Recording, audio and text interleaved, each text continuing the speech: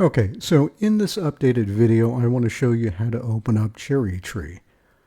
So I have CherryTree installed on CSI Linux, so I'm going to go ahead and click on the Linux icon up here in the corner. I'm going to go down to Office, and then I'm going to select CherryTree. So this is pretty simple. I'm just going to create a file real quick. Let's do save. No, actually, let's go ahead and enter some data in here. Now let's save this and do save. I'll just leave it default. I'll leave it on the desktop here.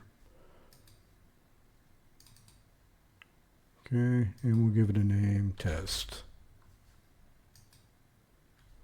Okay, and there's our file.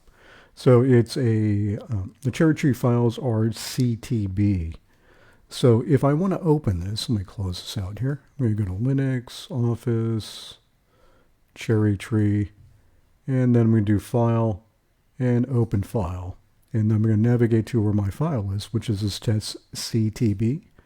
I'm going to click on here. I'm going to click Open, or I could double click this, and our file's open.